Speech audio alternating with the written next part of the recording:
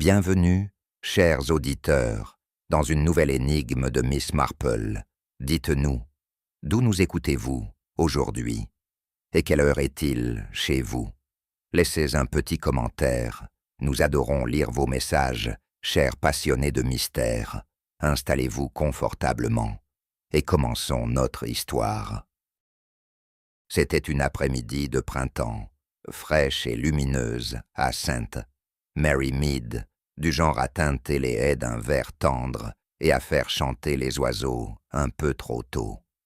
Miss Jane Marple était assise près de la fenêtre du salon, une tasse de Darjeeling en porcelaine posée délicatement sur sa soucoupe et un bonnet de bébé à moitié tricoté reposant sur ses genoux.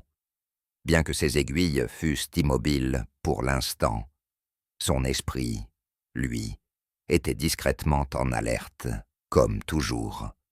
Depuis son petit secrétaire, elle venait de récupérer une lettre de sa nièce, l'épouse du jeune Raymond, Joanne. Elle était rédigée sur un papier crème épais, avec une écriture légère et artistique, et portait un très léger parfum de violette. Miss Marple la lut lentement, en sirotant son thé, ses yeux bleus pâles, se plissant légèrement à un passage en particulier. « Il faut absolument que tu le rencontres, tante Jane », disait la lettre. « Sir Cédric Dalloway, c'est la coqueluche de Londres en ce moment. Florence Gresham l'a invité à séjourner à Gresham Hall pour une présentation culinaire à la fête. Il a promis de dévoiler une recette secrète à mourir d'envie. Ce sont ses mots, pas les miens. » Les lèvres de Miss Marple se pincèrent subtilement. Elle avait vécu assez longtemps pour savoir que les mots, surtout les plus légers, contenaient parfois plus de vérité que leurs auteurs ne le pensaient. Leda Florence Gresham n'était pas le genre de femme qu'on pouvait ignorer, surtout lorsqu'il s'agissait de mondanité. Depuis le décès de son mari l'automne précédent, elle s'était jetée à corps perdu dans la vie du village, organisant des lectures de poésie, des récitals de musique, et désormais, dans un geste que beaucoup jugeaient théâtral, invitant le chef le plus flamboyant de Londres à Sainte Mary Mead. Sir Cédric Dalloway était une légende culinaire, grand, aux cheveux d'argent, aussi célèbre pour ses excentricités que pour ses risottos. Il aurait, disait-on, flambé un homard au palais de Buckingham, et maintenant, il allait s'abattre sur ce paisible village du Berkshire, apportant avec lui ce qu'il appelait du théâtre gastronomique.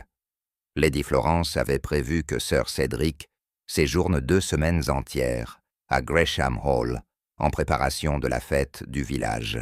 Le clou du spectacle serait bien sûr la démonstration d'une recette secrète et ancienne qu'il prétendait avoir découverte lors d'un séjour à Naples.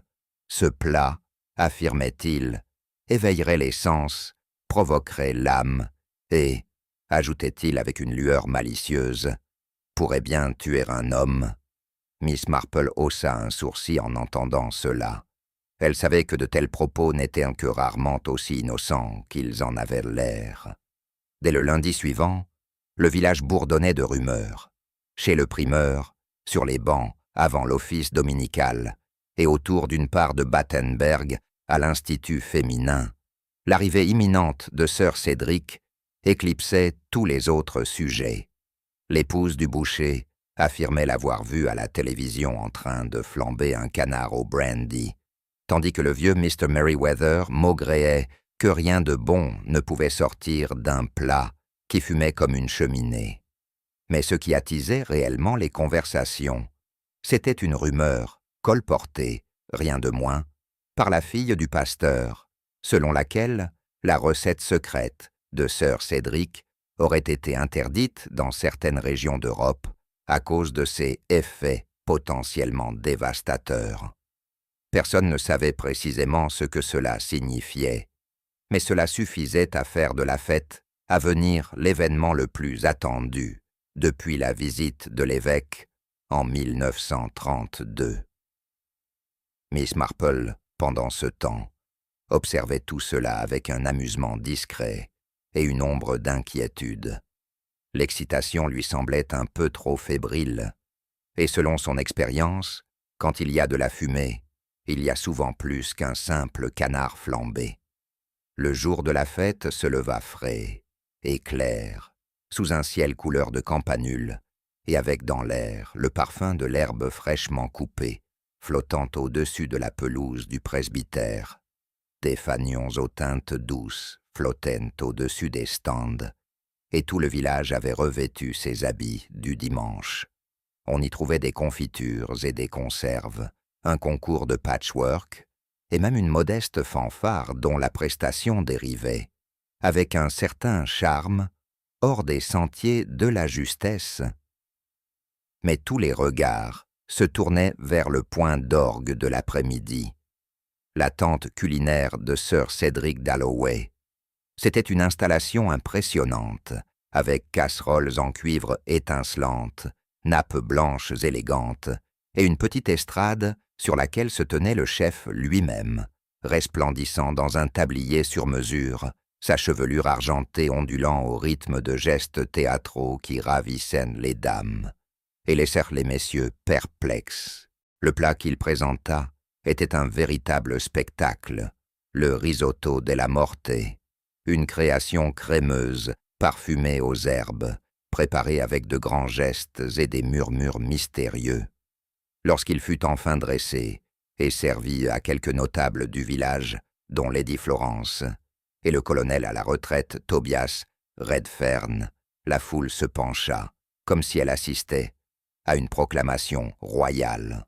Le colonel Redfern, éternel sceptique, lança une remarque sur les absurdités continentales avant d'avaler une cuillerée généreuse. Quelques instants plus tard, il chancela, porta une main à sa poitrine et s'effondra, le visage devenu d'un gris effrayant. Des exclamations s'élevèrent. Un cri retentit derrière le stand des gâteaux. La fête bascula dans le chaos, tandis que les appels au secours « Vite, un médecin !» et « Il ne respire plus !» fusaient dans la panique. Au milieu de cette agitation, la plupart des villageois restaient figés de stupeur ou couraient pour aider. Miss Marple, quant à elle, ne bougea pas de sa chaise, placée à la lisière de la tente. Ses yeux, pâles et discrets derrière ses lunettes, ne regardant pas le colonel effondré, mais se posèrent sur la table de préparation. Sir Cédric se tenait debout, pâle et tremblant, se tordant les mains avec horreur, répétant sans cesse « Ce n'était que du safran, rien de nocif ». Le policier de service tentait de calmer la foule, tandis qu'un villageois courait chercher le docteur Griffith. Le regard de Miss Marple se posa sur une absence singulière.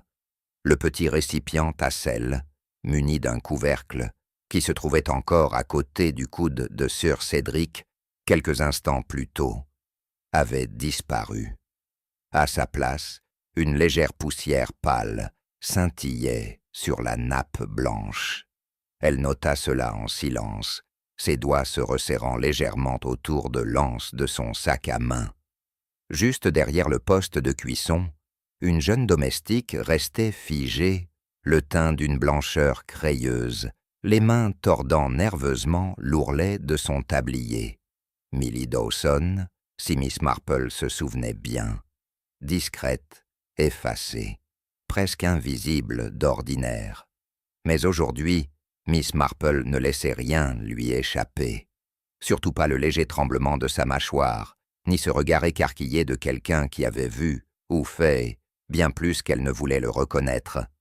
Alors que les villageois se dispersèrent en petits groupes, entre confusion et spéculation, Miss Marple demeura assise, tricotant tranquillement le rang qu'elle avait laissé inachevé.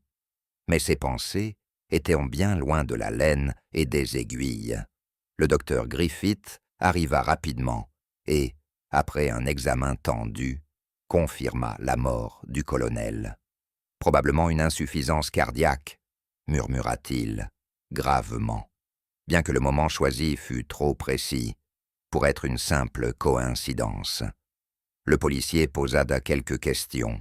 Sir Cédric continua de clamer son innocence, et Lady Florence fut emmenée au bord de l'évanouissement.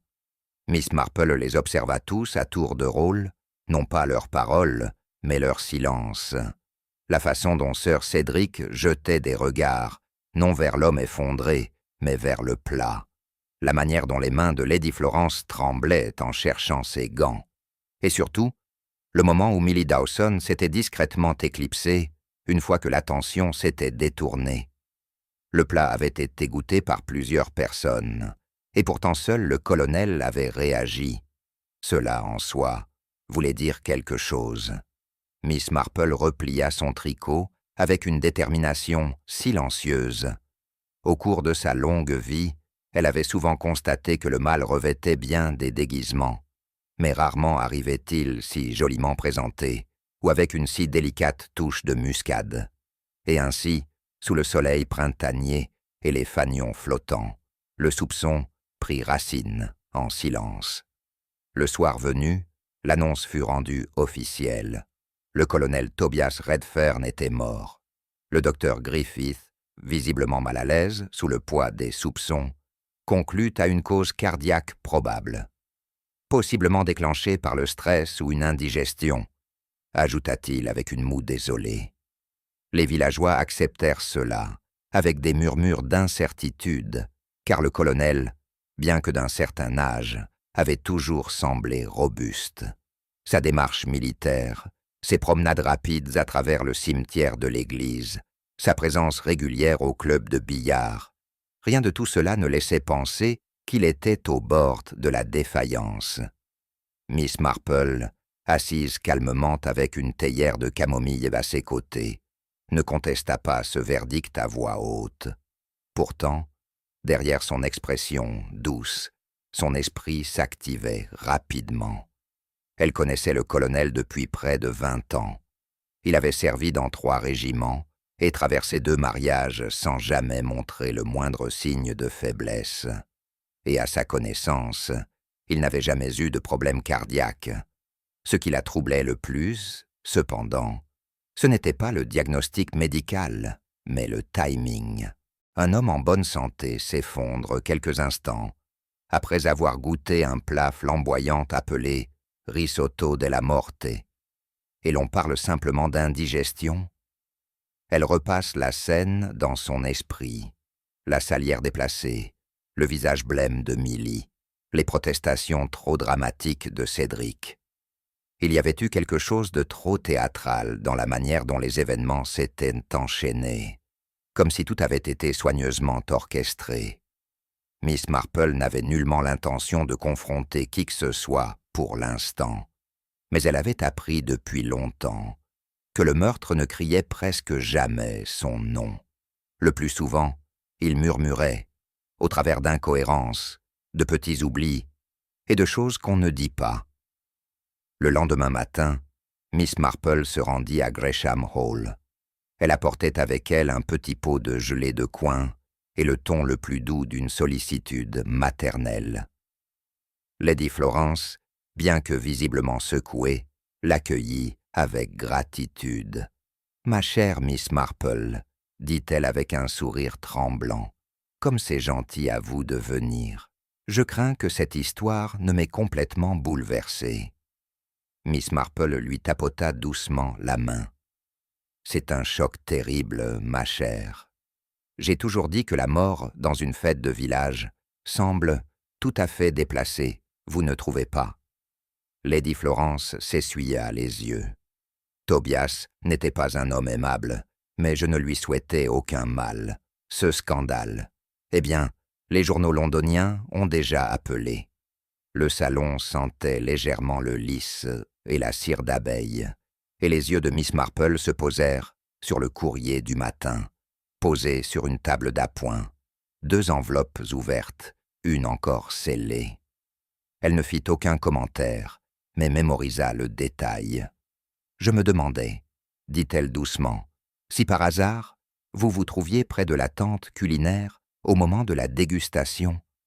J'imagine que cela devait être plutôt chaotique. » Lady Florence sembla momentanément perplexe. « J'ai goûté au plat, mais à peine une cuillerée. Je me souviens que Tobias râlait sur des cochonneries étrangères. Et puis, soudain, il était à terre. J'étais si bouleversé. » Miss Marple acquiesça, sa voix basse et bienveillante. Ce n'est souvent pas ce que les gens font qui révèle la vérité, mais la façon dont ils s'en souviennent. Et sur le visage de Lady Florence, elle décelait une lueur fugace, non pas de culpabilité, peut-être, mais celle de quelqu'un qui cachait plus qu'elle ne voulait l'avouer. Sir Cédric reçut Miss Marple dans la véranda, où il sirotait un verre de Xérès, tout en déplorant la perte de sa réputation, de sa marque, et peut-être de sa carrière. Il portait un foulard en soie et une robe de chambre plus théâtrale que domestique. Une véritable tragédie, Miss Marple, s'exclama-t-il en gesticulant. Un homme meurt après avoir goûté à ma cuisine. Le Daily Chronicle va s'en donner à cœur joie. Et Florence, eh bien, elle a déjà annulé la seconde démonstration. Je suis certaine qu'il ne s'agit que d'un malentendu, répondit Miss Marple d'un ton apaisant. Mais je me demande, avez-vous l'habitude de laisser vos ingrédients accessibles aux autres? Il serait dit, certainement pas. Je suis méticuleux, mes épices sont sous-clés, mes sauces sont étiquetées, je prépare même moi-même les réductions. Personne n'a touché à ce risotto, excepté peut-être Milly, et seulement pour aller chercher les cuillères. Milly Dawson demanda Miss Marple, feignant un intérêt distrait. Oui, la petite bonne, silencieuse, elle ne parle jamais.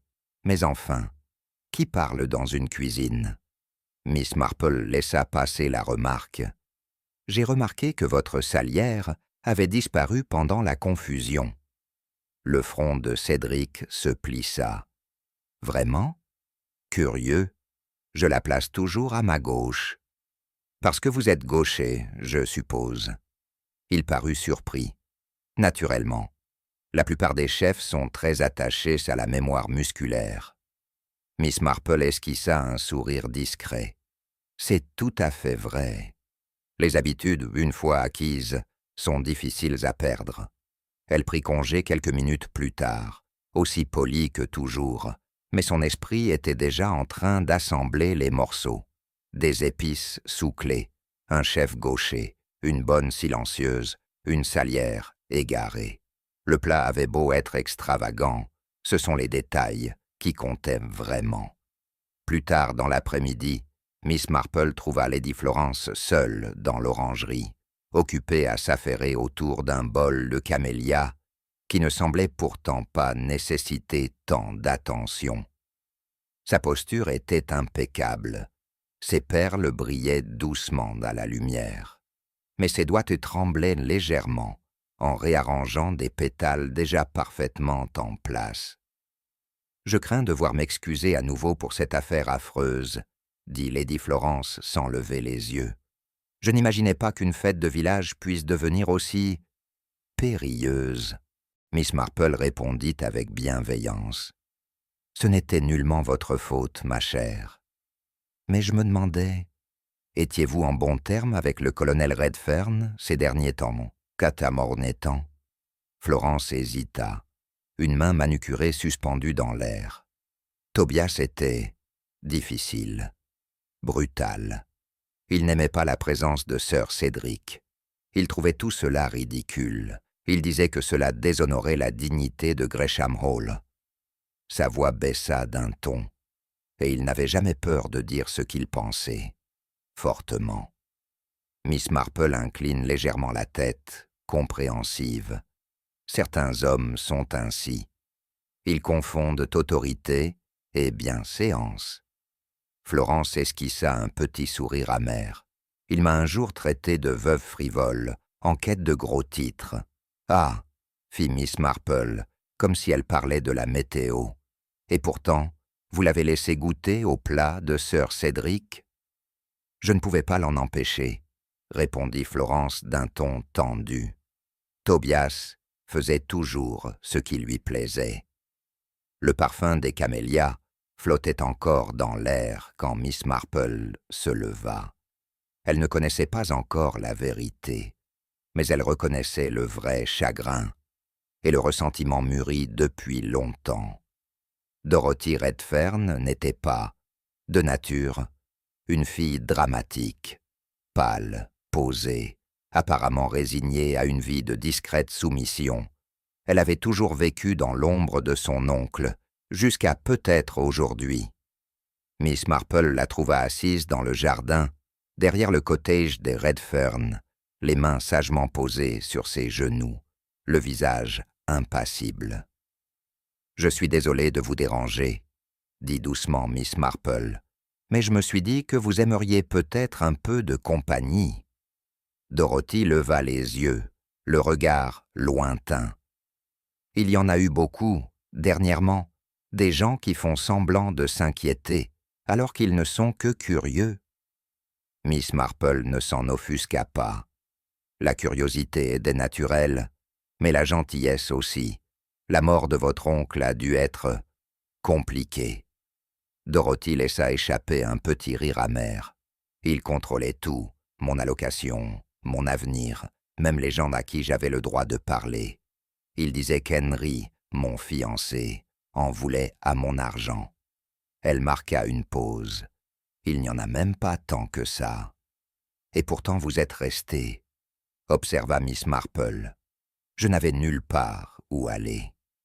Sa voix se brisa, puis se raffermit. Mais je ne suis pas désolé qu'il soit mort. Est-ce que cela fait de moi une mauvaise personne? Non, ma chère, répondit Miss Marple avec douceur. Cela fait de vous quelqu'un d'honnête. La jeune fille cligna des yeux, surprise par l'absence de jugement. Miss Marple lui sourit gentiment, mais son esprit déjà s'activait. Dorothy avait un mobile, assurément. Mais un mobile n'avait jamais suffi. Restait à savoir si l'on avait eu l'occasion et le courage d'agir. Le révérend James Allerton était fier d'être un homme d'ordre, ses sermons méticuleusement rédigés, son jardin taillé au cordeau, sa conscience claire. Mais lorsque Miss Marple lui rendit visite ce soir-là, elle nota une fissure rare dans cette façade si lisse. « Je crains de ne pouvoir vous être très utile, Miss Marple, » dit-il, en lui servant une modeste tasse de thé. Je ne me trouvais pas près de la tente culinaire au moment des faits.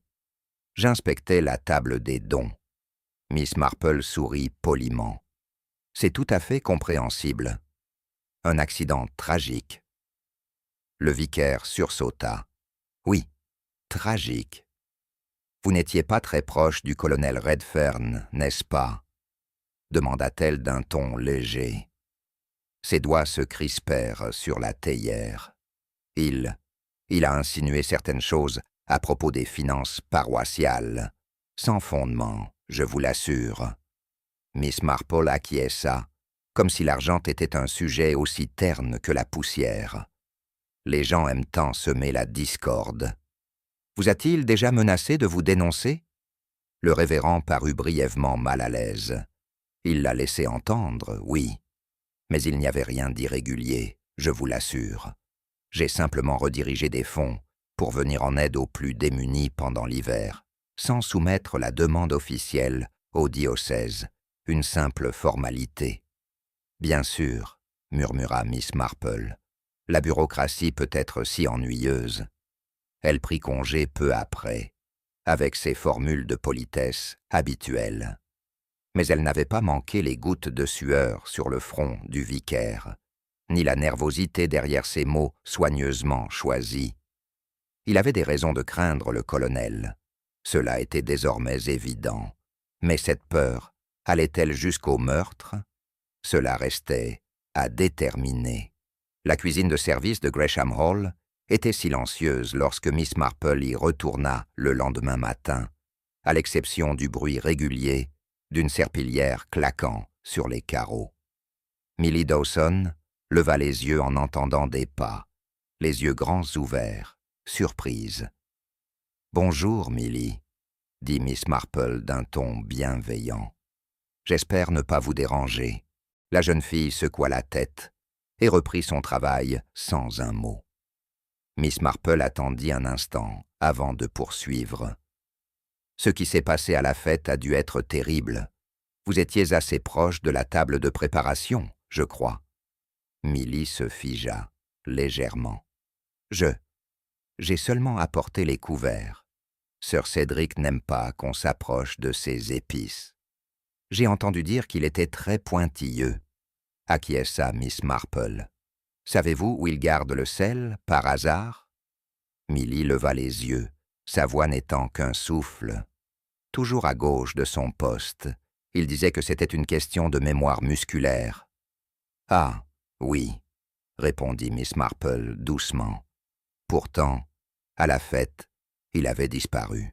Milly déglutit avec difficulté. « Je ne sais pas ce qui s'est passé, madame. Je ne l'ai pas touché. » Miss Marple l'observa, épaules voûtées, doigts crispés, regard fuyant. Pas de culpabilité peut-être, mais de la peur. Et la peur, elle le savait, était souvent l'ombre d'un sentiment plus complexe. « Ne vous inquiétez pas, ma chère, » dit-elle doucement. « La vérité a toujours une façon de remonter à la surface, comme la crème. » Et sur ces mots, elle laissa la jeune fille seule, avec sa serpillière et sa conscience. Plus tard, dans l'après-midi, Miss Marple traîna dans la cuisine sous prétexte d'apporter une nouvelle recette de gâteau éponge à la cuisinière. Tandis que les politesses s'échangeaient, son regard glissa vers l'étagère ouverte où reposait le carnet de recettes personnelles de Sir Cédric, épais, usé, ses pages couvertes d'une écriture régulière à l'encre cuivrée. Un coup d'œil discret lui confirma ce qu'elle soupçonnait. La section intitulée « Variations de risotto » présentait une page manquante, arrachée proprement au niveau de la reliure. Ni cornée, ni tachée, mais absente. Elle ne fit aucun commentaire, se contenta de mémoriser ce détail de plus. La cuisinière parlait abondamment de souffler lorsque Miss Marple prit finalement congé, souriante comme toujours. Pour la plupart, une page manquante pourrait sembler être de la négligence, ou un simple vol. Mais pour Miss Marple, qui avait déjà résolu un meurtre en remarquant l'absence de poussière sur une étagère, cela relevait d'une action délibérée. Une page enlevée, une recette modifiée, un homme mort. Oui, pensa-t-elle, la recette capable de tuer un homme n'était peut-être pas née de l'imagination flamboyante de Cédric, mais de la main discrète et préméditée de quelqu'un d'autre. Bien que la cuisine de Gresham Hall eût retrouvé son rythme habituel, casserole frémissante, cuillère tintant contre les bols, Miss Marple se sentait attirée par ses recoins les plus discrets. Elle savait par expérience que la réponse à une énigme se trouvait souvent non pas dans ce qui était visible, mais dans ce qui avait été précipitamment retiré. Une conversation banale avec la cuisinière à propos des températures de cuisson la mena jusqu'au poêle, où elle perçut une légère odeur âcre, sans aucun lien avec une tarte aux fruits. Avec un mot habile et un sourire discret, elle ouvrit le compartiment inférieur du vieux four en fonte. À l'intérieur, dissimulé parmi les cendres grises, se trouvait un morceau noirci de ce qui avait autrefois été une recette.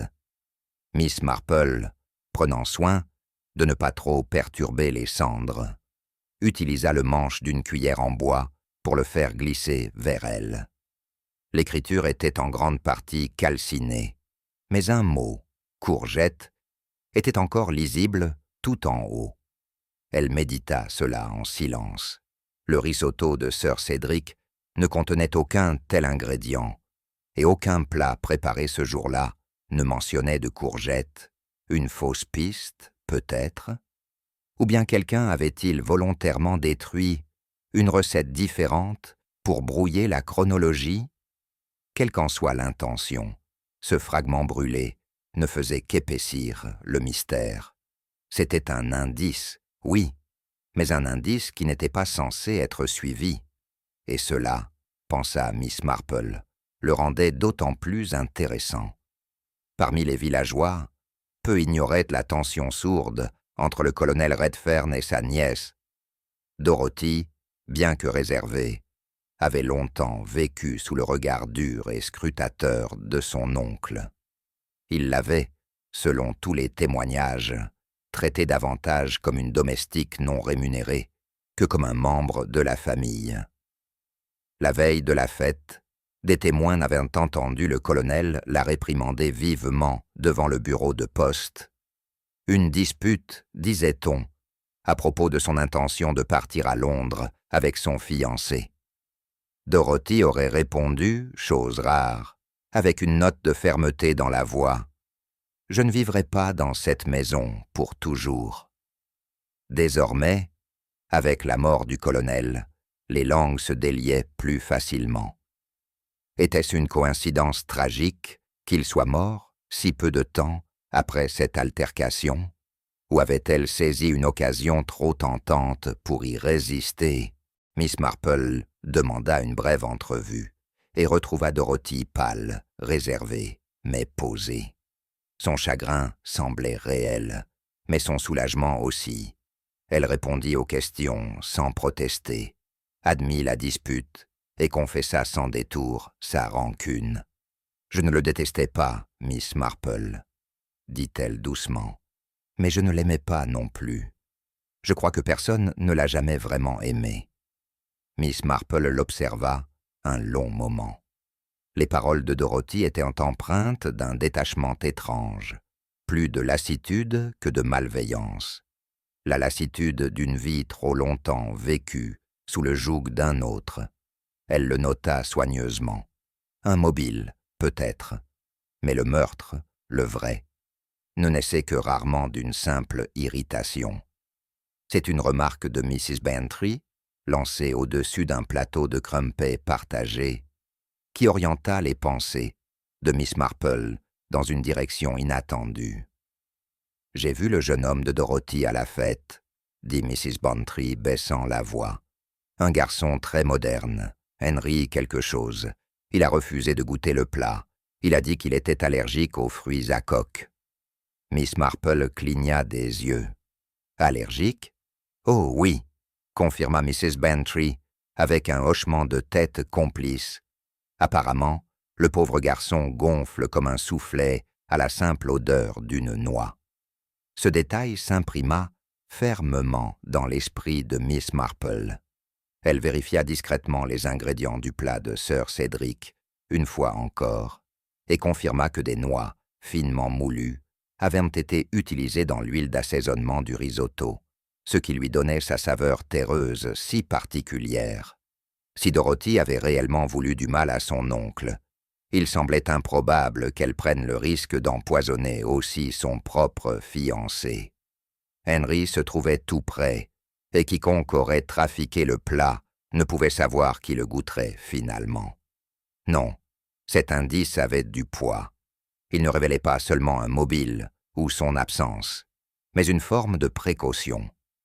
Celui qui avait modifié le plat avait été précis, sélectif et sûr de sa cible.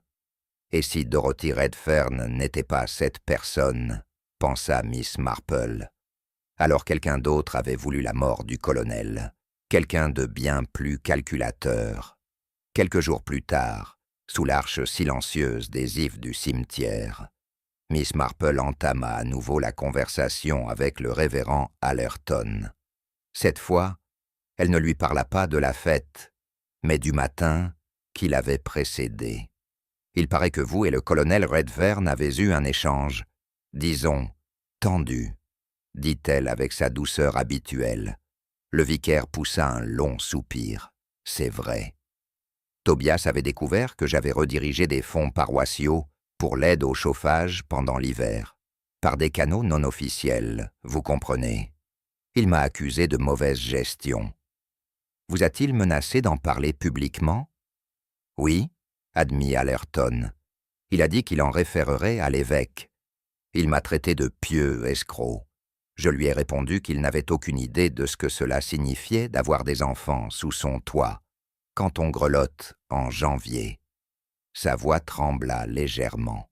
Non pas de culpabilité, pensa Miss Marple, mais d'orgueil blessé par un jugement injuste. Et pourtant, dit-elle doucement, vous êtes resté à l'écart pendant la fête. Je n'avais pas le choix, répondit-il. Je savais ce que cela aurait pu paraître. Et je ne voulais pas lui donner cette satisfaction. Il y avait de l'honnêteté dans sa voix, mais Miss Marple perçut la fissure discrète sous la surface. Il avait des raisons de mépriser le colonel et des raisons de craindre d'être exposé. Mais selon son expérience, la colère née de la justice ne se traduisait que rarement en meurtre. Tout de même, une dispute restait une carte de plus sur la table des mobiles. La cuisine de Gresham Hall était plus calme à présent.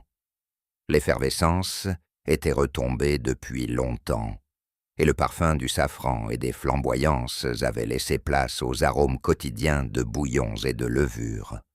Miss Marple arriva en milieu de matinée, sous prétexte d'apporter une nouvelle recette de scone, citron et lavande, une association qu'elle qualifia de délicieusement démodée. La cuisinière, une femme bien portante, nommée Mrs. Withers, accepta la recette manuscrite avec bonne humeur, et tandis qu'elle préparait une théière pour son invité, Miss Marple promena son regard dans la cuisine. Tout était en ordre, mais ce fut l'étagère à épices qui attira à nouveau son attention. De petits bocaux alignés dans un support en bois poli, étiquetés avec l'écriture penchée et soignés de Cédric. Elle fit une remarque sur l'esthétique, ce qui amena la cuisinière à évoquer combien Sir Cédric était méticuleux, n'autorisant personne à approcher de ses ingrédients sans permission expresse. « Il fermait même l'étagère à clé, » dit Mrs. Withers, comme si c'étaient les joyaux de la couronne. Miss Marple hocha la tête. Était-elle fermée à clé le jour de la fête?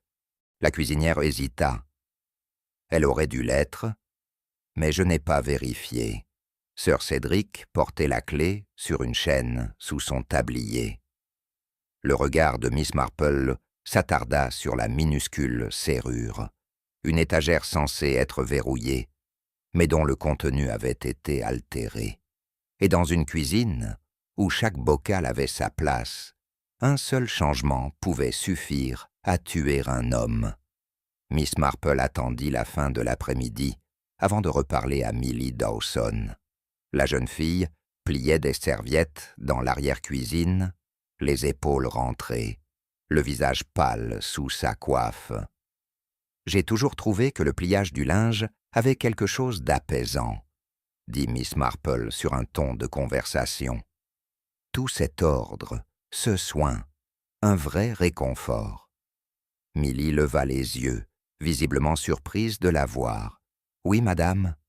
Je pensais à l'étagère à épices, » poursuivit Miss Marple doucement. « Elle était censée être verrouillée, n'est-ce pas ?» Milly baissa les yeux vers la serviette qu'elle tenait, qu'elle se mit à tordre inconsciemment. Sir Cédric disait toujours que personne ne devait y toucher. « Et pourtant, » dit Miss Marple à voix basse, « quelqu'un l'a fait. » Un long silence suivit. Puis, sans relever les yeux, Milly murmura. Elle était ouverte, la veille de la fête. « Ouverte ?» répéta Miss Marple. « Sir Cédric l'avait laissée ainsi ? Non, je ne pense pas qu'il le savait. Je préparais les plateaux et je l'ai vu. La clé n'était pas dans la serrure. Lui avez-vous dit ? J'allais le faire, mais ensuite, je me suis dit que ce n'était peut-être pas à moi de le faire. » La voix de Miss Marple resta calme. « Avez-vous vu quelqu'un près de l'étagère ?» Milly hésita à nouveau, ses doigts s'immobilisant. « Non, mais la boîte de sel avait changé. Elle était plus petite, sans étiquette. » Miss Marple enregistra cela avec une attention silencieuse. Une étagère à épices non verrouillée, un contenant de sel remplacé. Et seules les personnes attentives ou effrayées remarquèrent de tels détails. « Tu as bien fait d'en parler, » dit-elle en se levant. « Émilie, n'aie jamais honte d'avoir peur. Il faut beaucoup de courage pour parler, surtout quand on s'est longtemps tu. » Et en s'éloignant, Miss Marple sut que ce silence-là en disait long. Ce soir-là, alors que la maison était plus calme qu'à l'accoutumée et que Mrs. Withers était absente pour rendre visite à sa sœur, Miss Marple demanda à consulter brièvement les notes de Cédric, sous prétexte d'un intérêt pour la philosophie de l'assaisonnement du célèbre chef. Cédric, encore ébranlé par l'attention persistante, était trop distrait pour objecter. Il lui tendit une pile de carnets, désignant vaguement une étagère encombrée, où il prétendait garder toutes ses inspirations. Miss Marple feuilleta des pages remplies d'une écriture exubérante, de combinaisons de saveurs et de phrases théâtrales telles que « transcendance culinaire » ou « masse-violence aromatique ». Mais un petit carnet, relié de cuir brun souple, attira son attention. Coincé derrière une boîte de paprika, il ne portait aucun titre. Son contenu, toutefois, était bien différent, des recettes anciennes, écrites d'une main plus appliquée. Parmi elles, une version préliminaire du fameux risotto della morte. Miss Marple lut la liste des ingrédients. Riz, arborio, safran, bouillon, parmesan, un filet final d'huile de noix, mais pas de muscade. Et pourtant, plusieurs villageois avaient évoqué un goût vif, presque médicinal dans le plat. Sir Cédric avait nié y avoir ajouté quoi que ce soit d'inhabituel. Mais si quelqu'un avait suivi cette ancienne recette de mémoire, croyant qu'elle était toujours utilisée, Miss Marple referma lentement le carnet. Une recette oubliée, une boîte de sel disparue, une étagère à épices ouverte. Le tueur n'avait pas eu besoin d'inventer un nouveau plat, seulement de modifier un plat qui avait, lui, changé.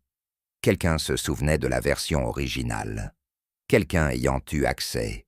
Quelqu'un qui voulait la mort du colonel et qui croyait, à tort et avec fatalité, que la muscade en faisait toujours partie. Et avec cette révélation, les dernières pièces du puzzle commencèrent à s'imbriquer. Miss Marple s'assit tranquillement ce soir-là dans son salon, son tricot intact sur ses genoux et un petit guide médical ouvert à côté d'elle. Un cadeau de son défunt frère, chimiste de profession, dans lequel elle avait marqué une page qui lui avait déjà été utile par le passé.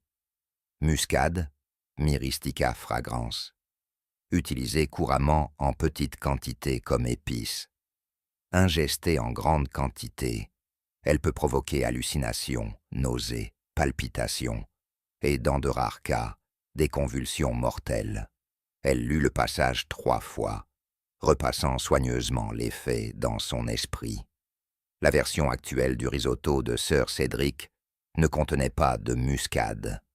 L'original, désormais caché derrière une boîte, en contenait.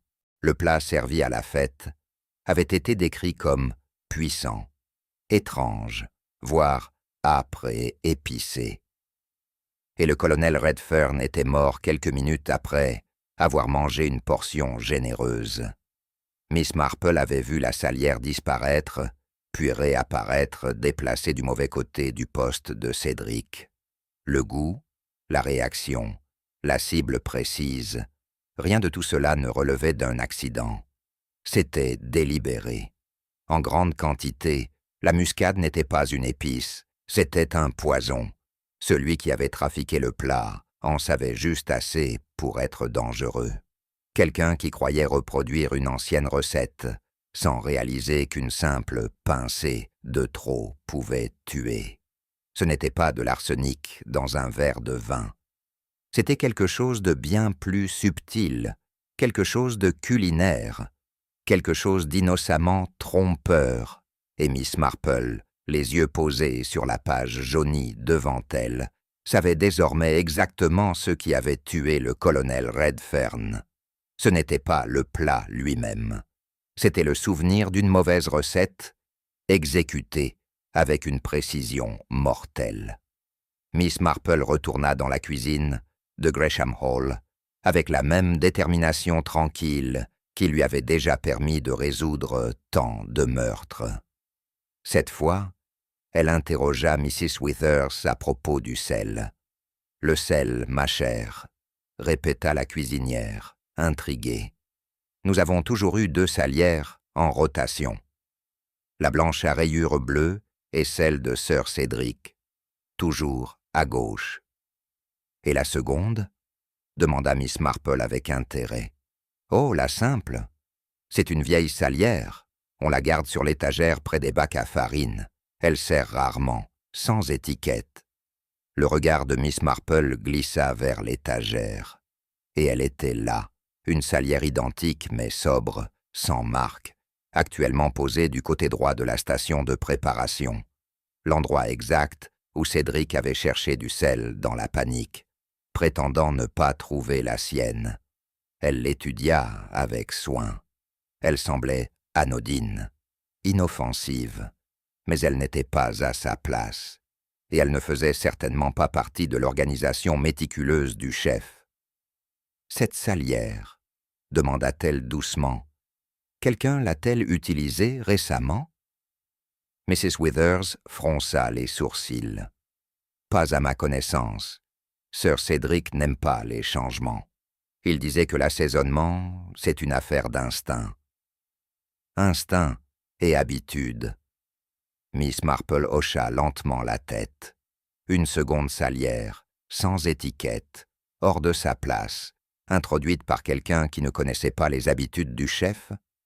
Le meurtrier n'avait pas simplement utilisé de la muscade. Il l'avait dissimulée dans le contenant le plus ordinaire qui soit.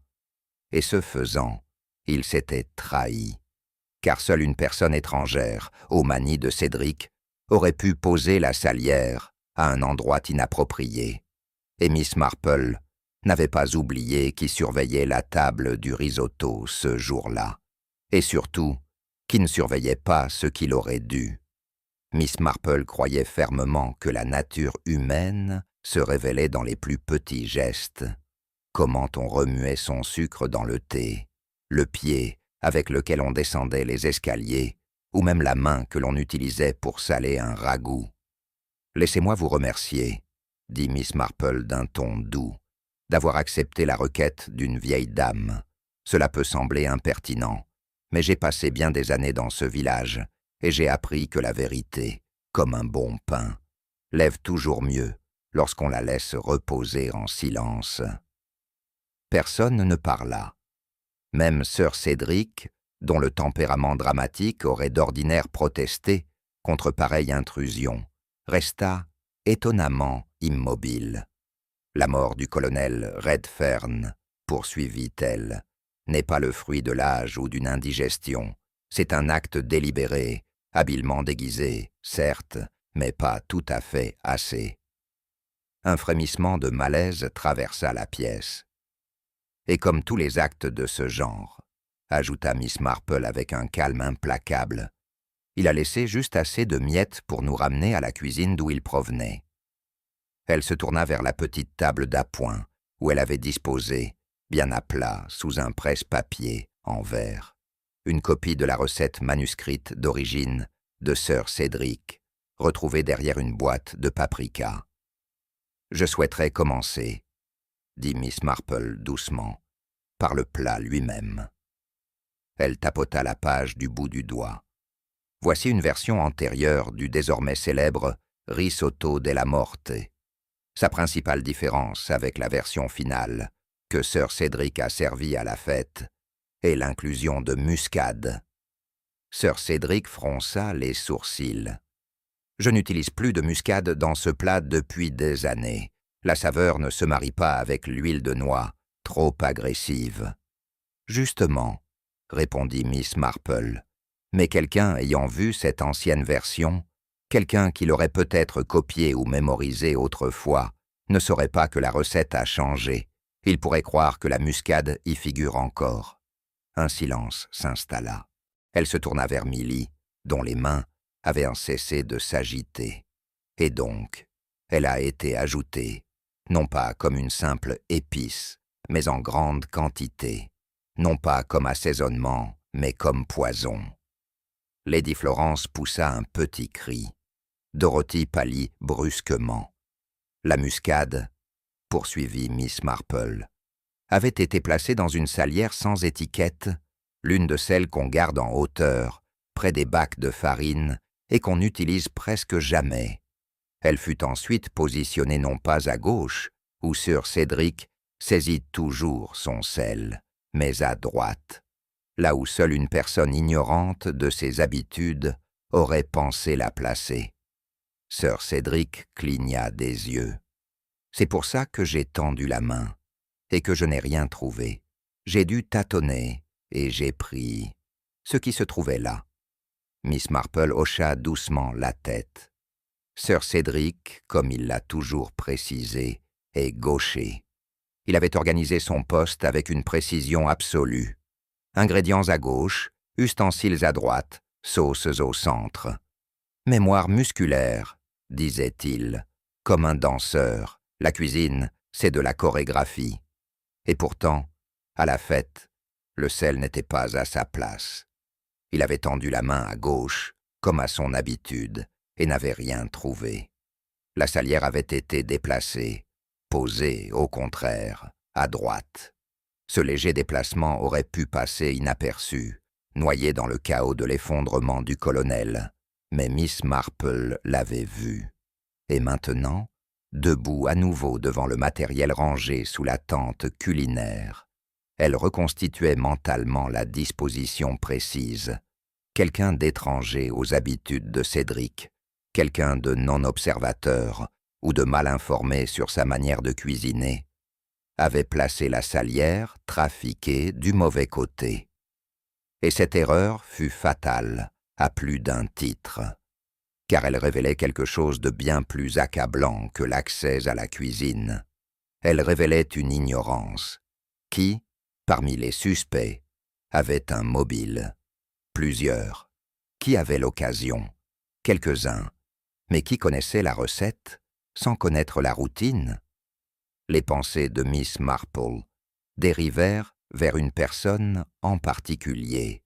Une personne qui avait été dans la cuisine, près des ingrédients, et qui avait toutes les raisons de se souvenir de l'ancienne version du plat, mais pas de la nouvelle.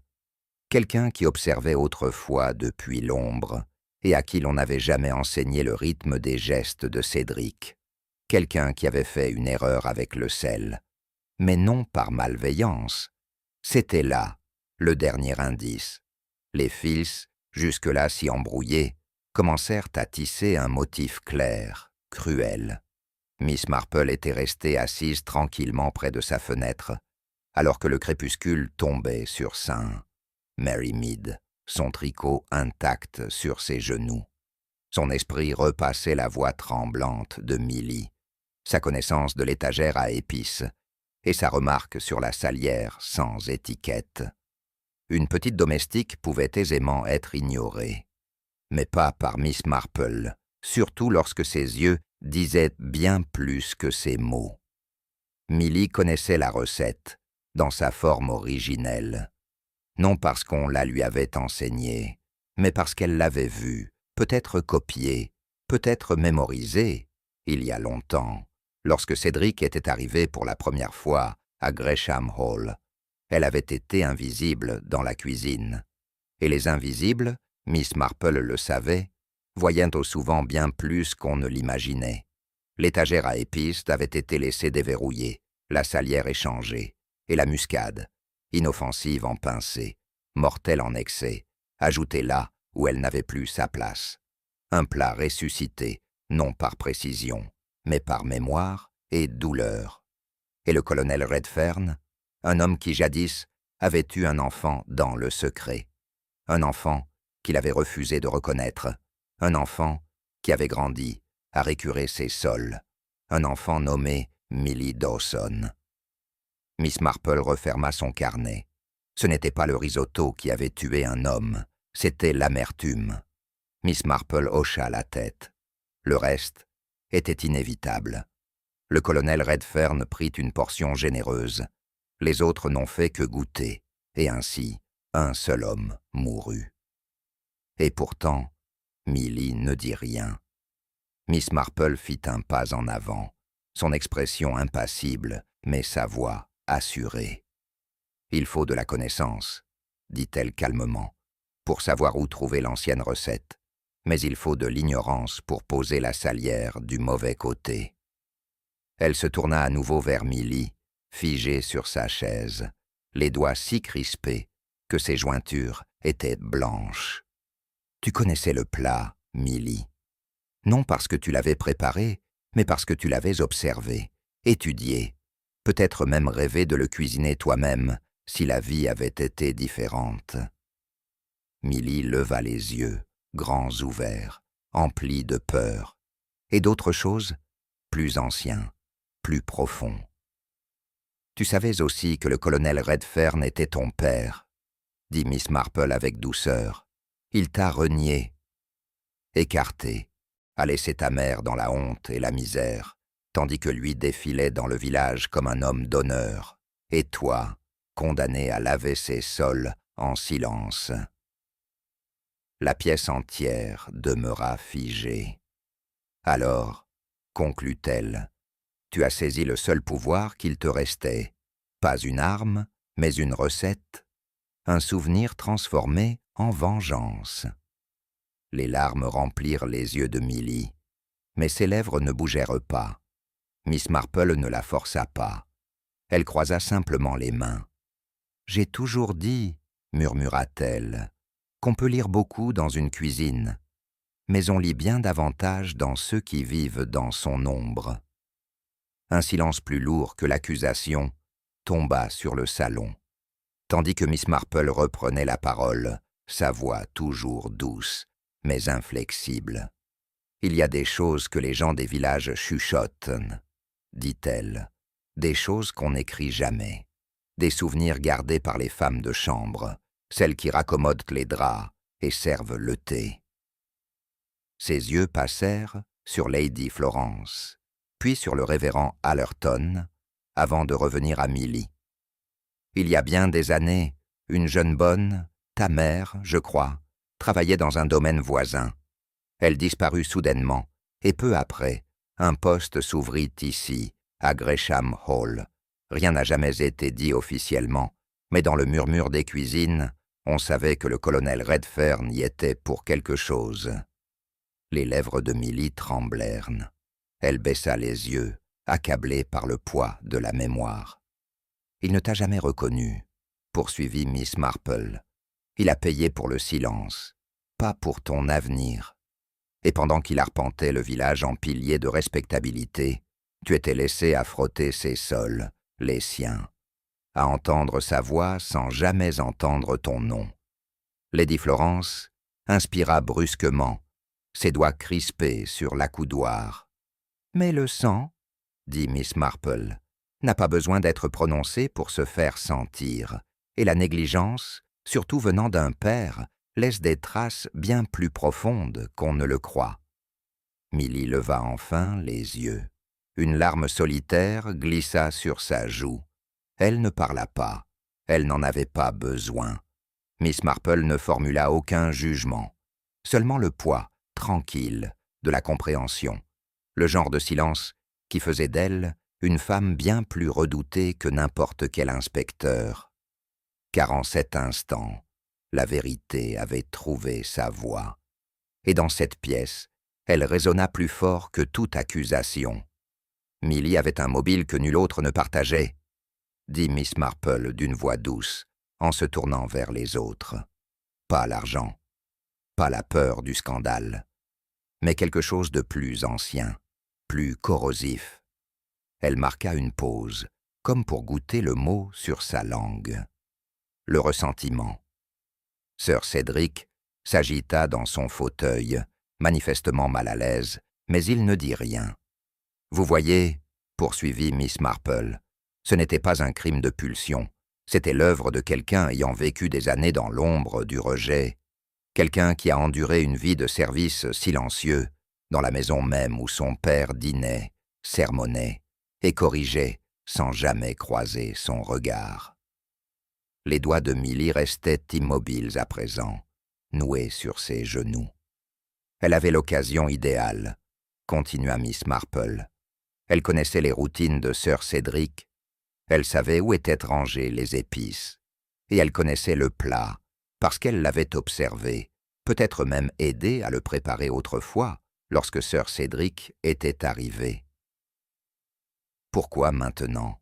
murmura Lady Florence, la voix tendue. Miss Marple tourna vers elle un regard non dénué de compassion. Parce que la fête était publique, parce que les jugements du colonel étaient toujours plus violents lorsqu'il pouvait humilier.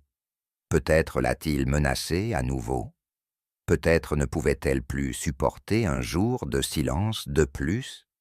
Personne ne parla. Elle a utilisé ce qu'elle avait, son silence, son savoir, et une recette oubliée. La voix de Miss Marple se fit plus basse.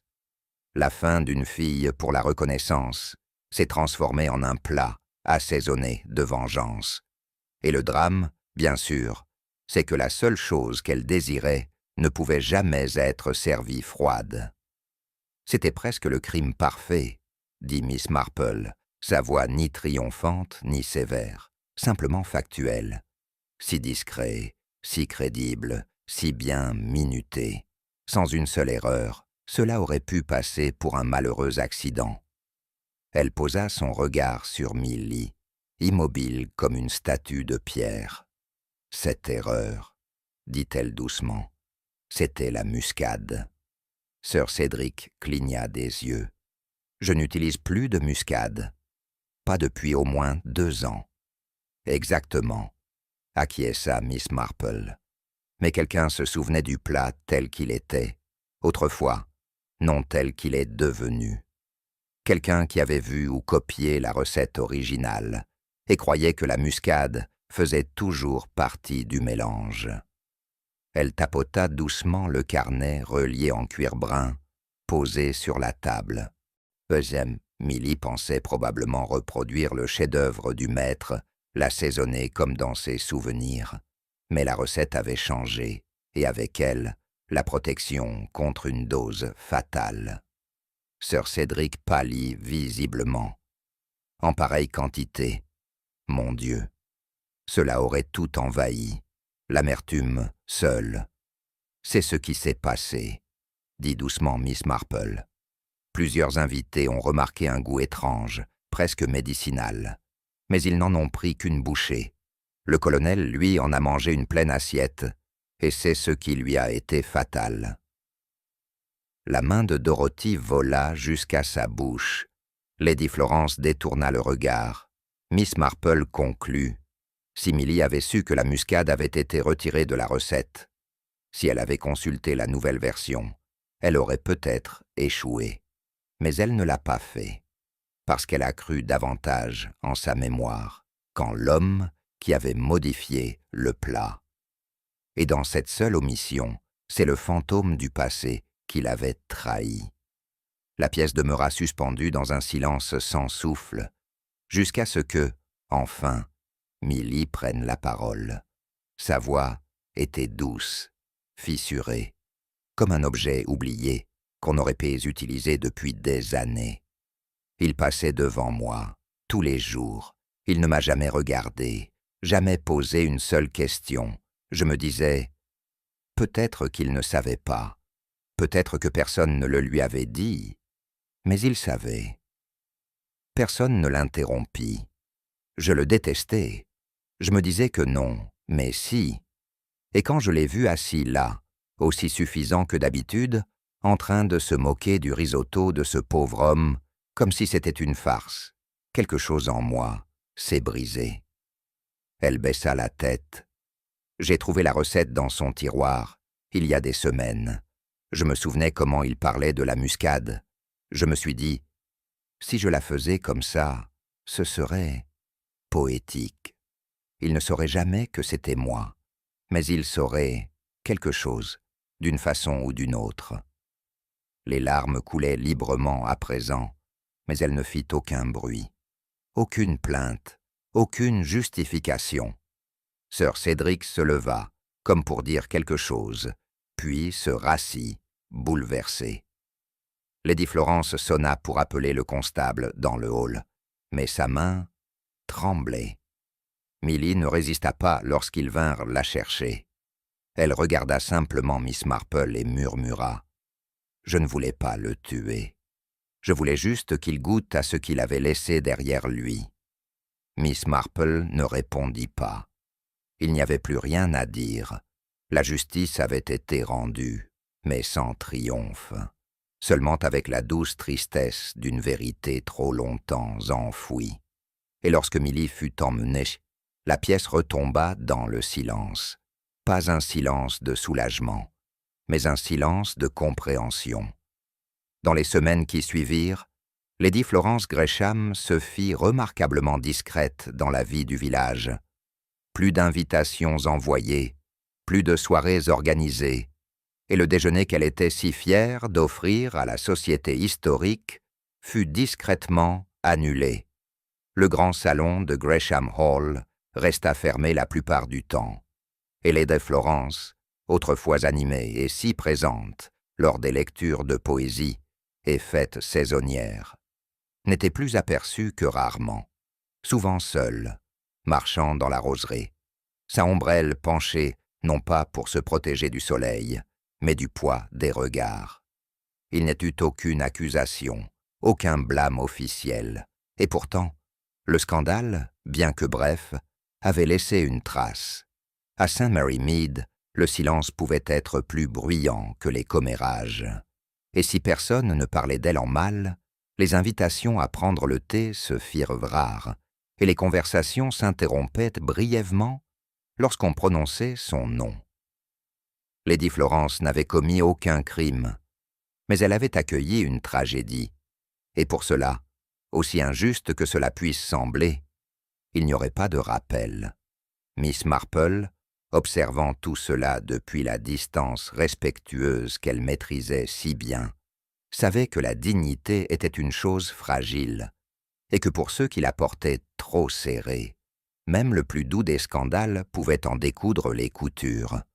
Sir Cédric Dalloway, bien que lavé de tout soupçon officiel, ne s'en sortit pas indemne. Son style flamboyant, autrefois séduisant, parut désormais excessif.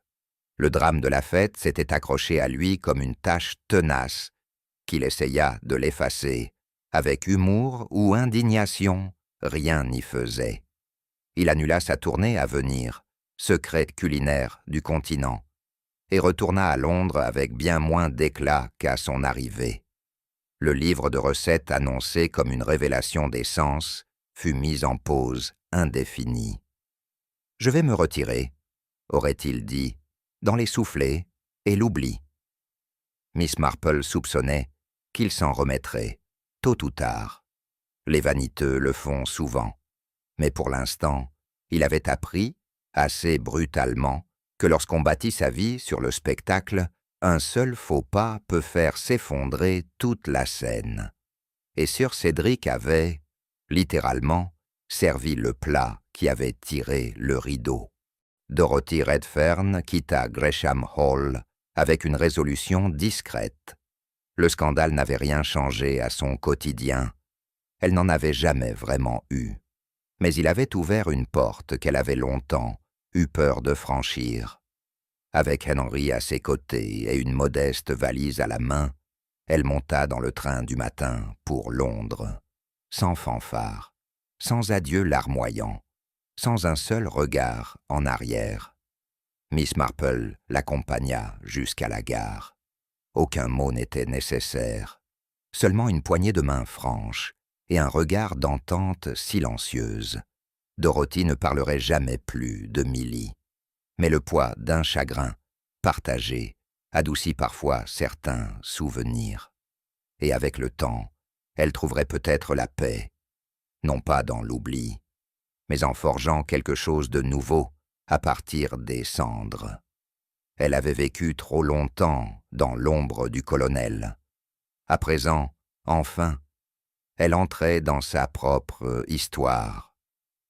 Quelques jours plus tard, Miss Marple était installée face à Mrs. Bantry, dans la véranda baignée de soleil de l'ancien presbytère, savourant une théière de son précieux Darjeeling et une assiette de gâteau aux graines finement tranchées. « Eh bien, Jane, » dit Mrs. Bantry en tamponnant ses lèvres, « tu as encore frappé. Je ne sais pas comment tu vois toujours ce que les autres manquent. » Miss Marple sourit, remuant son thé avec une élégance mesurée.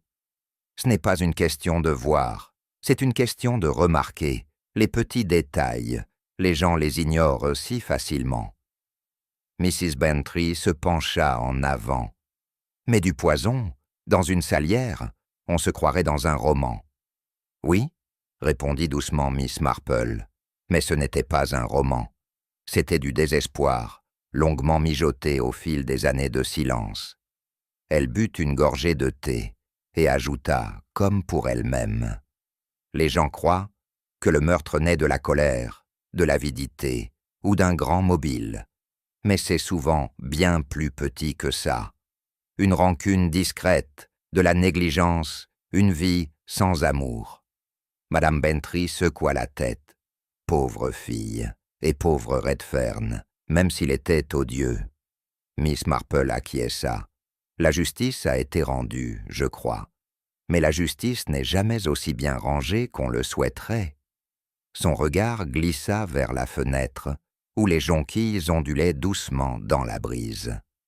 Et puis, dit-elle d'un ton presque rêveur, une recette est une chose délicate, une seule pincée de trop, et tout peut tourner au désastre.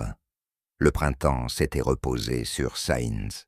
Mary Mead, comme un édredon, lumineux, paisible et cousu de routines familières. La fête n'était plus évoquée que par chuchotements prudents. Et les villageois, toujours friands de faim bien rangés, remisaient lentement le souvenir dans des tiroirs parfumés à la lavande. Miss Marple retrouva son tricot, son thé, ses promenades le long des haies chargées de fleurs. Et bien que le village ait retrouvé son calme, son esprit, toujours en alerte, toujours à l'écoute, restait aussi affûté que ses aiguilles. Car à St. Mary Mead, même la brise la plus douce peut porter le parfum de quelque chose qui s'agite, et Miss Marple veillait toujours. Ainsi, la justice fut rendue, sans éclat ni colère, mais avec une grâce silencieuse, celle que Miss Marple comprenait mieux que quiconque. À St. Mary Mead, même les salons de thé les plus élégants peuvent cacher des siècles de douleur. Et parfois, la chose la plus dangereuse dans une pièce n'est pas une arme, mais un souvenir, enfoui et amer. Cette histoire ne portait pas seulement sur un plat fatal ou une épice oubliée. Elle parlait du poids invisible que portent ceux qu'on ne voit jamais, qu'on n'écoute jamais. Millie Dawson n'a pas tué par cupidité ou par folie. Elle a agi à partir du silence, celui qui se nourrit d'années entières, jusqu'à ce qu'une page oubliée d'un carnet de recettes devienne le théâtre d'un chagrin sans mots. Miss Marple disait souvent que le mal n'arrive que rarement dans le fracas des orages. Il entre doucement, habillé en habitude. Mais ce sont les petits riens, le sel déplacé, les gestes oubliés, les noms tus, qui finissent par faire parler la vérité. Et vous, si vous étiez Millie, mise de côté, oubliée, condamnée au silence toute votre vie, auriez-vous agi de la même manière ?